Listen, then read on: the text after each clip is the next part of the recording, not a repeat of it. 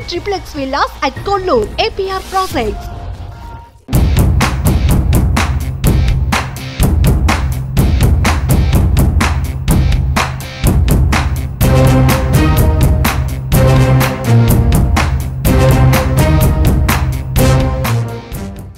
ప్రస్తుతం మనం ఉన్నాం హైదరాబాద్ సెంట్రల్ యూనివర్సిటీ దగ్గర.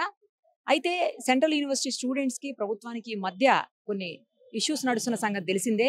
గత కొంతకాలం క్రితం ప్రభుత్వం లోపల ఉన్నటువంటి 400 ఎకరాలు అంటే యూనివర్సిటీకి అప్పట్లో ఇచ్చినటువంటి 2320 ఎకరాల్లో 400 ఎకరాలను ఫైనాన్షియల్ క్రైసిస్ తట్టుకునేందుకు గాను వాటిని వేలం వేయాలని చెప్పి డెసిషన్ తీసుకోవటం, దాన్ని విద్యార్థులు వ్యతిరేకించడం, ఇదంతా మనం చూస్తూనే ఉన్నాం. యాక్చువల్లీ ఇది చంద్రబాబు గారి ప్రభుత్వం ఉన్నప్పుడు అంటే 2003-4 సంవత్సరాల్లో దాదాపు 400 ఎకరాలని ఐఎంజీ భారత్ అనే సంస్థకు ఒక అంటే స్పోర్ట్స్ డెవలప్మెంట్ కోసం అని చెప్పేసి అప్పట్లో అప్పచెప్పటం, ఆ తర్వాత రాజశేఖర రెడ్డి గారు వచ్చిన తర్వాత చాలా తక్కువ ధరకే ఇచ్చారంటూ దాన్ని రద్దు చేయటం, అప్పుడు ఐఎంజీ భారత్ కోర్టుకు వెళ్ళడం, కోర్టులో అంటే లోయర్ కోర్టులో, హైకోర్టులో, ఇక్కడ కూడా లోయర్ కోర్టు, హైకోర్టు అన్నింటిలో కూడా వాళ్ళు ప్రభుత్వం భూమి అని చెప్పేసి కన్ఫర్మ్ చేయటం, ఆ తర్వాత మళ్ళీ ఐఎంజీ భారత్ వాళ్ళు సుప్రీంకోర్టు వరకు వెళ్ళడం, సుప్రీంకోర్టు వరకు వెళ్ళిన తర్వాత కూడా లాస్ట్ ఇయర్ సుప్రీంకోర్టులో ఇది ప్రభుత్వ భూమి అని చెప్పేసి డెసిషన్ రావటం, ఆ తర్వాతే ప్రభుత్వం ఈ నిర్ణయం తీసుకోవటం, అంటే ఈ సంవత్సరం కొత్తగా లేటెస్ట్ ఈ నిర్ణయం తీసుకోవటం, ఇదంతా ఇక ఆ తర్వాత జరిగిన ఇష్యూస్ అన్ని మనకు తెలిసినవే. అయితే దీన్ని స్టూడెంట్స్ అయితే గట్టిగా వ్యతిరేకిస్తున్నారు. ఎట్టి పరిస్థితుల్లోనూ లోపల చాలా యానిమల్స్ ఉన్నాయి, బర్డ్స్ ఉన్నాయి, వాటన్నిటినీ కూడా పాడు చేయొద్దు అని చెప్పేసి వాళ్ళు రిక్వెస్ట్ చేస్తా ఉన్నారు. అలాగే దానికి యాజిటేట్ చేస్తా ఉన్నారు. అక్కడ చూడండి స్టూడెంట్స్ అందరూ కూడా లోపల ఎలా ఉంటుంది అసలు పరిస్థితి అని చెప్పి స్కెచ్ గీసి మరి మీడియాకి చూపిస్తా ఉన్నారు. పోలీసులు కూడా భారీగా మోహరించినటువంటి పరిస్థితి. ఎట్టి పరిస్థితుల్లోనూ స్టూడెంట్స్ లోపలికి పోనివ్వట్లేదు. లోపల జేసీబీలు వాటంతటిని చదును చేస్తున్న 400 ఎకరాల భూమిని అని చెప్తా ఉన్నారు. కానీ స్టూడెంట్స్ ని కానీ లేకపోతే మీడియాని కానీ ఎవరిని కూడా లోపలికైతే పోనీకుండా భారీ బందోబస్తు పెట్టి ఉంచారు. ఇక్కడ చూడండి వాళ్ళు వేసినటువంటి స్కెచ్ ని చూడండి ఒక్కసారి. ఆ స్కెచ్ లో మనకి మొత్తం అంటే బర్డ్స్ ఎన్ని బర్డ్స్ ఉన్నాయి ఏంటి, ఆ బర్డ్స్ తోటి ఒకవేళ ఈ భూమిని గనక చదును చేసి కార్పొరేట్ సంస్థ గనక అప్పచెప్తే, లేదు అమ్మేస్తే, లేదు వేలం వేస్తే ఏం జరిగినా కూడా బర్డ్స్ ఏమైపోతాయి అన్నట్లు వాళ్ళు అంటే ప్రాక్టికల్ గా చూపిస్తున్నారు అనమాట. ఇది గీసి ఒకసారి చూడండి. అదిగో దాంట్లో కూడా రాశారు చూడండి, నాట్ an inch బ్యాక్, ఒక్క ఇంచును కూడా ఇచ్చేది లేదు, ఇది ఖచ్చితంగా యూనివర్సిటీ పరిధిలోనే ఉండాలి. ఎందుకంటే హెచ్సి యూనివర్సిటీ అనేది మొత్తం త్రూ అవుట్ ఇండియానే కాదు ఇతర దేశాల నుంచి కూడా వచ్చి స్టూడెంట్స్ చదువుకునేటువంటి పరిస్థితి. ఇది మనకి ప్రెస్టీజియస్ యూనివర్సిటీ కాబట్టి తక్కువ రేటుకి, తక్కువ అమౌంట్కి మనం ఇక్కడ తక్కువ ఫీజులకి ముఖ్యంగా చదువుకునే అవకాశం ఉంటుంది. కాబట్టి ఇలాంటి దాన్ని వదులుకోబోమని చెప్పేసి స్టూడెంట్స్ అయితే చెప్తా ఉన్నారు. చాలా మంది స్టూడెంట్స్ ఉన్నారు, వాళ్ళతో మాట్లాడదాం. అలాగే విద్యార్థి సంఘం వాళ్ళు కూడా ఉన్నారు, వాళ్ళతో కూడా ఒకసారి మాట్లాడి మరిన్ని వివరాలు తెలుసుకుందాం. ఏంటండి అసలు ఏంటి ప్రాబ్లం ఏంటి? మీరు ఎందుకు అంటే అది గవర్నమెంట్ ల్యాండ్ అని తెలుసు, గవర్నమెంట్ దగ్గర ఉన్నటువంటి ఇష్యూస్ వల్ల అంటే లేకపోతే ఇప్పుడు ఫైనాన్షియల్ ప్రాబ్లమ్స్ వల్ల గవర్నమెంట్ సేల్ చేసిన అట్లా రెగ్యులర్ గా చాలా గవర్నమెంట్స్ చేస్తూనే ఉంటాయి. బట్ మీరు ఎందుకని ఇంతలాగా రియాక్ట్ అవుతున్నారు అనేది ఎవరికి అర్థం కాని క్వశ్చన్ అయింది ఇప్పుడు. ఇందులో అర్థం కాకపోవడానికి ఏం లేదు. ఫస్ట్ థింగ్ మేము ఫైట్ చేసేది రెండింటి కోసం. ఒకటి మా ఎడ్యుకేషన్ని సేవ్ చేసుకోవడం. ఇప్పుడున్న ఈ నియోలిబరల్ ఎకానమీలో ఎడ్యుకేషన్ అనేది ఒక కమాడిటీ అయింది. అంటే ఒక వస్తువులాగా ఎవరికైతే డబ్బులు ఉన్నాయో వాళ్ళు మాత్రమే చదువుకోగలుగుతున్నారు. ఇప్పుడు చదువు కొనడమే అయింది, చదువుకోవడం లేదనమాట బేసిక్గా. సో ఈ పబ్లిక్ యూనివర్సిటీస్ అనేవి ఎడ్యుకేషన్ని ప్రొవైడ్ చేయడంలో ముందుంటాయి అనమాట. ఎవరైతే పేద వర్గాల నుంచి వస్తారో వాళ్ళకి ఇది ఒక స్టెప్ లాగా అనమాట మనం సమాజంలో పైకి ఎదగడానికి. కాబట్టి ఈ సమాజంలో మనకి పైకి ఎదగాలంటే మనకి చదువు అనేది చాలా ఇంపార్టెంట్.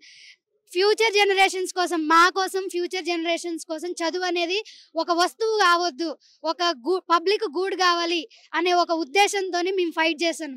ఇప్పుడు 400 ఎకరాలు అన్నారు, రేపు యూనివర్సిటీ మొత్తాన్ని కూడా తీసుకొని పోవచ్చు. మీరు చెప్పినట్టు ఇది గవర్నమెంట్ ల్యాండే మేము ఒప్పుకుంటున్నాం. బట్ దాని అర్థం ఏంటి? ఇష్టం వచ్చినట్టుగా ఎంకరేజ్ చేయాలని అర్థం కాదు కదా. ఇప్పుడు ఈ ల్యాండ్ ఉంది, ఇప్పుడు ఇంకో 4 సంవత్సరాలు అయిన తర్వాత ఇది కూడా మా స్టేట్ గవర్నమెంట్ ల్యాండ్ అని మొత్తం తీసుకొని పోతారు. అప్పుడు మేము ఎటు వెళ్ళాలి? ఫ్యూచర్ జనరేషన్స్ ఎడ్యుకేషన్ ఏమైపోవాలి? అది మేము ఫైట్ చేసే దానికోసం. ఎడ్యుకేషన్ అనేది మేము కాపాడుకోవాలి, మా ల్యాండ్ మాకు ఉండాలి, మాకు ఈ ల్యాండ్ అనేది మా ఓనర్షిప్లో ఉండాలి అనేది మేము ఫైట్ చేస్తాం. ఇంకో విషయం ఏంటంటే మీరు చెప్పినట్టుగా చేస్తారు, ఫినాన్షియల్ క్రైసిస్ ఉంటాయి, మాకు కూడా తెలుసు గవర్నమెంట్ అనేది రన్ చేయాలి అని అంటే it's fine, absolutely fine, we are agreeing with that. But you have other avenues, look for that. not encroaching upon the university's land, which are the spaces that is providing education for the marginalized sections. And ఇంకో issue ఏంటి అని అంటే ఇది flora and ఫన్నా. ఇంకో second issue, first మేము ఎడ్యుకేషన్ని protect చేయాలనుకుంటున్నాం, ఇంకోటి flora and ఫన్నా.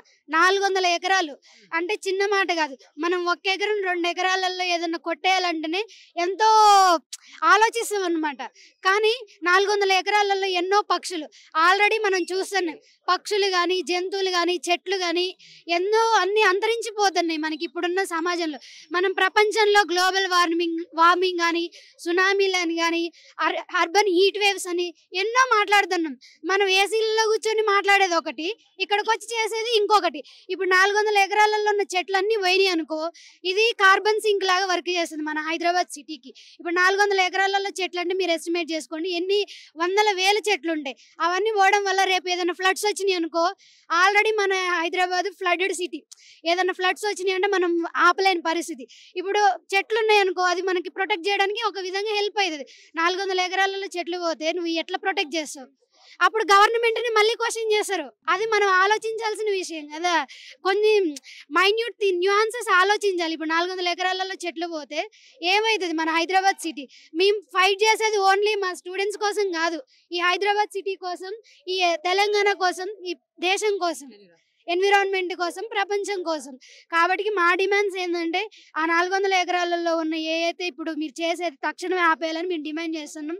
అది చేయడం వల్ల ఇప్పుడు 400, రేపు 500, రేపు మొత్తం 1000 ఎకరాలు పోతుంది.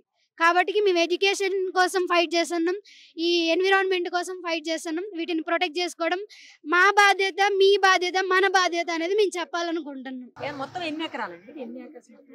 యూనివర్సిటీ మొత్తం 2300 2300 ఎకరాలు మొదట్లో 1974లో ఇచ్చింది.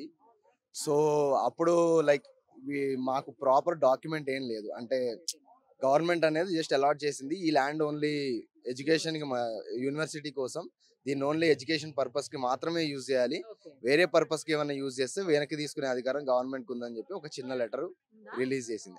ఆ డాక్యుమెంట్ ఉంది, ఆ డాక్యుమెంట్ ఒకటే ఉంది. ఓనర్షిప్ డాక్యుమెంట్ అనేది యూనివర్సిటీకి ఏమీ లేదు. అంటే అప్పుడు ఉన్న ఇందిరాగాంధీ గవర్నమెంట్ ఏంటంటే కొంచెం దీని మీద శ్రద్ధ తీసుకొని ఈ ల్యాండ్ అనేది అలాట్ చేయడం జరిగింది. సో దానివల్ల ఈ ల్యాండ్ని ఎవరైనా లాక్కుంటారనే ఆలోచన అసలు ఎవరికి, సేమ్ 1974లోనే ఇది this is the only university ఏదైతే కాన్స్టిట్యూషన్లో మెన్షన్ చేయబడి ఉన్న యూనివర్సిటీ. తెలంగాణ 6 పాయింట్ ఫార్ములా ద్వారా వచ్చిన యూనివర్సిటీ ఇది, కాన్స్టిట్యూషన్లో మెన్షన్ చేయబడ్డ ఫార్ములా యూనివర్సిటీ ఇది. సో నువ్వు ఈ యూనివర్సిటీలో ఏమైనా చేంజెస్ చేయాలంటే ప్రాపర్ కాన్స్టిట్యూషనల్ అమెండ్మెంట్తో చేంజెస్ చేయాలి.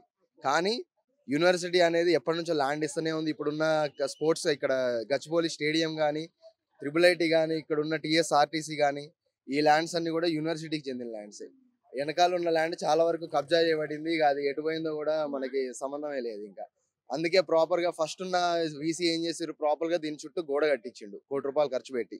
ఆయన ముందు ఎంత దూరదృష్టితో ఆలోచించిండో మనం ఇప్పుడు ఆలోచించాల్సి వస్తుంది. 400 ఎకరాలంటే మరి మామూలు విషయం కాదు. మార్చిలో మనకి ఒకప్పుడు ఇంత ఎండలు ఉన్నాయా, అది ఆలోచించాలి కదా మనం. ఎందుకు వస్తున్నాయి ఎండలు ఇంతగానో? నీకు మంచిగా ఇంత ఫారెస్ట్ ల్యాండ్, ఇంత ఫారెస్ట్ కవర్ ఒక ఏరియాలో ఉందంటే, ఇప్పుడు యూసేజ్ లో ఉన్నది ఎంత అండి ల్యాండ్? యాక్చువల్లీ 2300 ఎకరాల్లో యూసేజ్ అది యాక్చువల్ గా ప్రాపర్ డాక్యుమెంట్ లేదు మాకు. అసలు ప్రాపర్ డాక్యుమెంట్ లేదు, ప్రాపర్ డిమార్కేషన్ లేదు, ప్రాపర్ సర్వే లేదు. అయితే ఇంత ల్యాండ్ ఇచ్చిరని ఉంది కానీ ఇక లాస్ట్ కి మిగిలింది 1100 1800 ఎకరాలు మిగిలిందని ఒక అంచనా ఉంది అంతే. కానీ ప్రాపర్ సర్వే చేసి ఇంత ల్యాండ్ ఉంది, ఈ ల్యాండ్ యూనివర్సిటీ అని చెప్పడానికి మా దగ్గర అసలు ఏమీ లేదు. అది ఇప్పుడు మెయిన్ ప్రాబ్లం మాకు. సో మేము ఇప్పుడు లీగల్ గా ఫైట్ చేద్దాం అనుకున్న కోర్టు ఏం చెప్తుంది, మీ ల్యాండ్ కాదు, మీకు ఓనర్షిప్ లేదు అన్నట్టు మాట్లాడుతుంది. కానీ 50 సంవత్సరాల నుంచి మేము ఇక్కడ ఉంటున్నాం భయ్, మాకు ఉంటది కదా ఓనర్షిప్ లేకుండా ఎట్లుంటది? అది మేము అడిగేది బేసిక్ గా. ఇప్పుడు జేసీబీలు పెట్టి ఏం చేస్తున్నారు? లోపల చాలా జేసీబీలు ఉన్నాయని అంటున్నారు కదా అందరూ, ఏంటి ఏం చేస్తున్నారు? జేసీబీలతో మొత్తం ఫారెస్ట్ ఏదైతే 400 ఎకరాల్లో చెట్లు వల్ల ఉన్నావో వాటి అన్నిటిని చదును చేసేస్తున్నారు. అంటే వాళ్ళ టార్గెట్ ఏంటంటే ఈ హాలిడేస్లోనే మొత్తం కంప్లీట్ చేసేస్తే ఎవరైనా వెళ్ళినా కూడా మీడియా వాళ్ళు చూసినా ఇక్కడ ఏమన్నా చెట్లు లేవు కదా అని చెప్పడానికి కూడా వాళ్ళు ఉన్న చెట్లను ఏవైతే ఫారెస్ట్ ల్యాండ్ ఉందో మొత్తం తీసేస్తున్నారు. నైట్ కొన్ని వీడియోలు తీసాం మేడం, ఆ చెట్లు తీసి ఉంటే నెమళ్ళు, పక్షులు ఏమన్నా అరుస్తున్నాయి.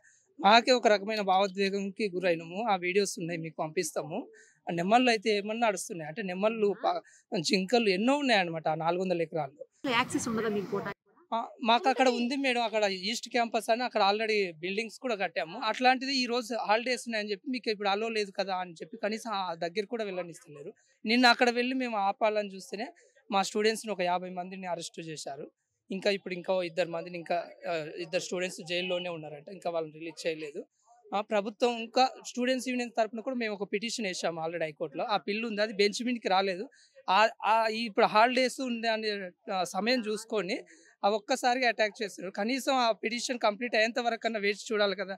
మెయిన్గా యూనివర్సిటీ అని కాదు, ఇది బయోడైవర్సిటీ కోసం అన్న ఆ కోణంలోనే ఆలోచించాలి కదా. సరే మా భూమి కాదని తర్వాత విషయం, కానీ అది బయోడైవర్సిటీ కోసం కదా మనం ఇంత ఆలోచిస్తున్నాము. బయోడైవర్సిటీ అని ఈ సిటీ మొత్తంలో ఇంత బయోడైవర్సిటీ అనేది ఒక పార్కు తర్వాత మనకు జూబ్లీ హిల్స్ ఉన్న పార్క్ తర్వాత ఇది ఒక్కటే ఉంది ఇన్ని ఎకరాలలో మనకు ఒక బయోడైవర్సిటీ. కేబీఆర్ పార్క్ తర్వాత ఇది ఒకటే మనకి ఇంత మంచి ప్రకృతి ఉన్నది. ఈ హైదరాబాద్ మొత్తానికి ఇంత ల్యాండ్ ఒక ఎన్విరాన్మెంటల్ ల్యాండ్ అనేది. ఈ ల్యాండ్ను కూడా తీసేసి మొత్తం బిల్డింగ్లు కట్టేస్తే రేపు నాడు వాతావరణం ఎలా చేంజ్ అయిపోతుంది ఎన్విరాన్మెంట్. దాన్ని ఒక వేలం వేసి ఇట్లా అమ్మేస్తున్నారంటే ఎంత ఘోరం. అంతకుముందు వాడుకోలేకపోతున్నారు. అంతకుముందుకున్న భూమిని కొంత మేర తీసుకున్న వాళ్ళు ఇక్కడ డిపోక్ అని అక్కడ గచ్చిబౌలి స్టేడియానికి కానీ తీసుకున్నారు. అది కొంచెం పబ్లిక్ది కాబట్టి ఓకే అనుకున్నాం. కానీ ఇప్పుడు అవును మేడం, గచ్చిబౌలి స్టేడియంది కూడా అది దాదాపు 150 years, అది ఐడియా లేదు మేడం కరెక్ట్గా ఏజ్. 150 acres ఇక్కడ మన డిపోకి తీసుకున్నారు. తర్వాత ISBLకి ఇదంతా కూడా సరే ప్రభుత్వానికి సంబంధించిన సంస్థలకు ఇచ్చిండ్రు కాబట్టి మేము కూడా ఓకే అన్నాం. కానీ ఇప్పుడు ఆ భూమిని ఒక ప్రభుత్వ సంస్థగా ఒక స్కిల్ యూనివర్సిటీ అదో ఇదో కానీ కనీసం పెడతా అన్న మాకు సంతోషం ఉంటుంది, పబ్లిక్ అందరికి యూజ్ అవుతుంది కదండి. అలా కాకుండా వేలం వేసి ఒక ప్రైవేట్ ప్రాపర్టీ లేక అమ్మేస్తుంటే పెద్ద పెద్ద కన్స్ట్రక్షన్ జరుగుతుంటే విద్యార్థులకి ఇక్కడ లోన రక్షణ ఎలా ఉంటుంది? దానికి ప్రాపర్గా ఇప్పుడు యూనివర్సిటీ చుట్టూ ప్రాపర్గా మన గోడ కూడా లేదు. రేపు నాడు ఆ బిల్డింగ్లు అన్నీ వచ్చేస్తే ఇక్కడ లోన్కి ఎవరు వస్తున్నారో తెలియదు, ఎవరు పోతున్నారో తెలియదు. అప్పుడు యూనివర్సిటీ విద్యార్థులకు సెక్యూరిటీ ఏముంటుంది? కాబట్టి ఇప్పటికైనా ప్రభుత్వం దీని గురించి పునరాలోచించి తక్షణమే ఉపసంహరించుకోవాలని ఈ యాక్షన్స్ మేము కోరుకుంటున్నాం విద్యార్థి పక్షాన్ని.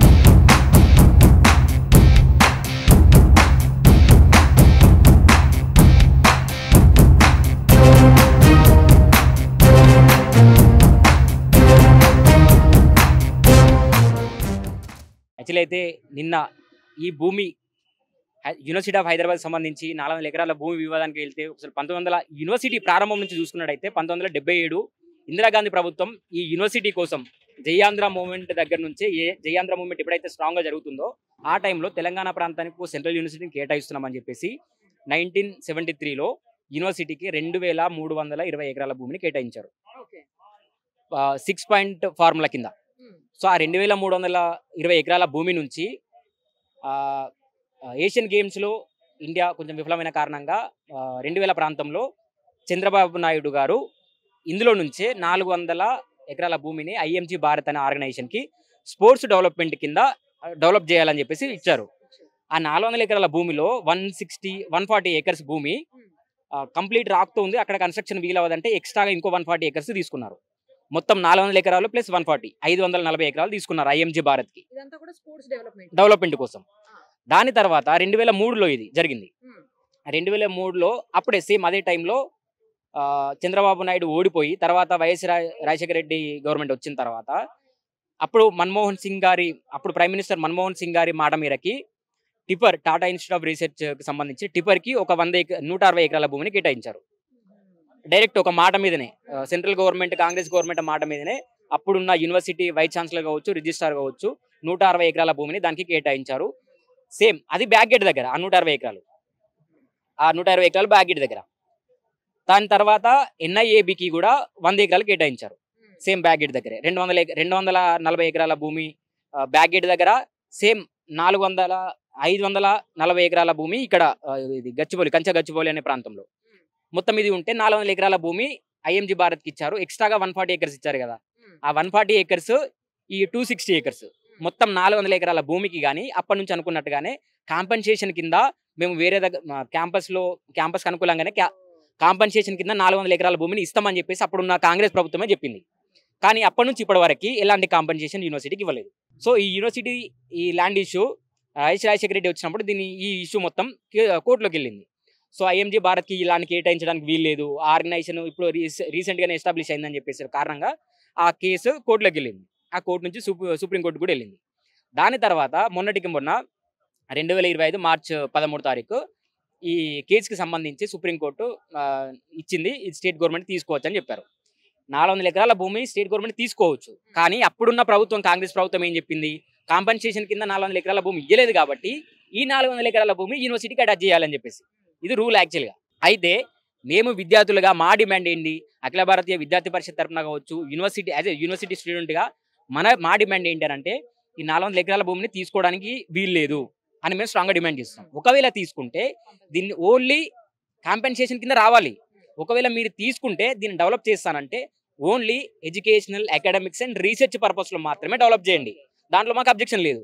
అయితే నిన్న ఆదివారం, అందులో ఫెస్టివల్, ఇవాళ కూడా హాలిడే, యూనివర్సిటీ అధికారులు రారు, యూనివర్సిటీలో ఉన్న స్టూడెంట్స్ చాలామంది ఇంటికి వెళ్తారు. బుల్డోజర్స్ కానీ, జేసీబీలు కానీ, వందలాది మంది డిపార్ట్మెంట్ పోలీసులను కానీ మోహరించి విద్యార్థులని అటువైపు రానియకుండా కంచె పెట్టేసి, బారిగేట్లు పెట్టేసి లోపల పన్నీలు కానుస్తున్నారు.